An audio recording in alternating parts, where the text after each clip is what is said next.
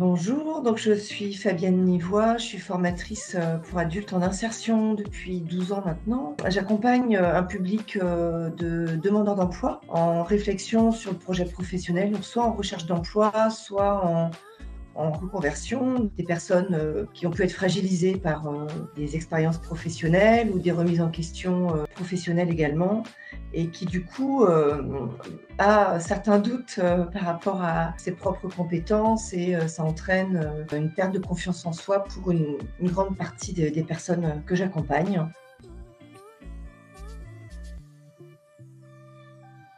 Le sujet de la confiance en soi, il peut être traité de différents moyens. Je manquais d'outils à part des petites choses, j'étais pas à l'aise sur ces sujets-là. C'est pas des choses évidentes du tout et je savais pas forcément par quel biais l'aborder non plus. Ça me posait question. Je voulais savoir ce que recouvrait en fait cette notion de conseiller en image.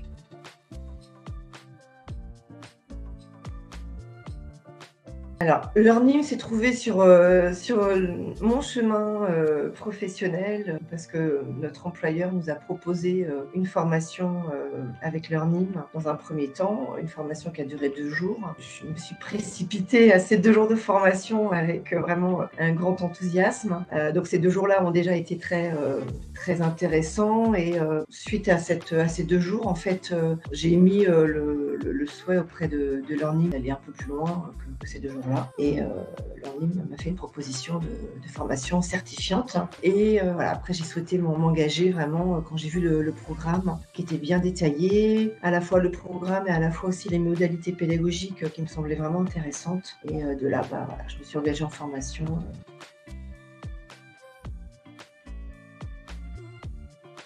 Quand la formation a démarré, il y avait un côté excitation parce que le sujet m'intéressait énormément.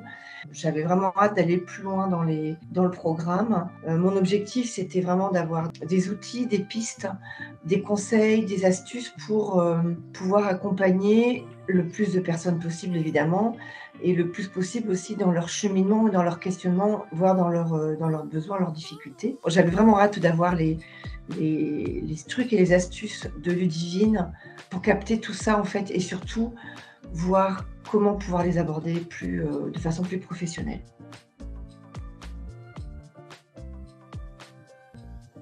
Point très important et qui est très, très bien mené par Ludivine et qui est un fil rouge et qui est très présent tout au long de la formation, c'est la posture, la déontologie du coach en image. Les outils pédagogiques sont aussi très stimulants.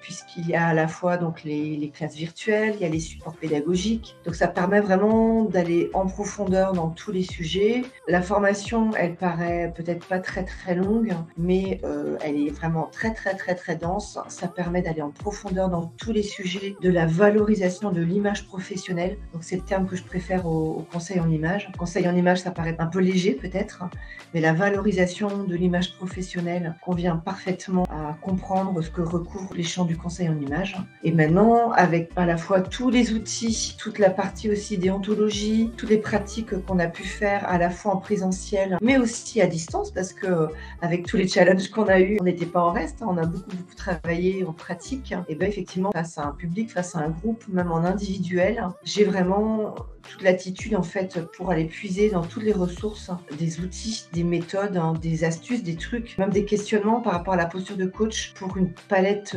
très importante à 360, je dirais, de sujets, de problématiques qu'on peut rencontrer au quotidien.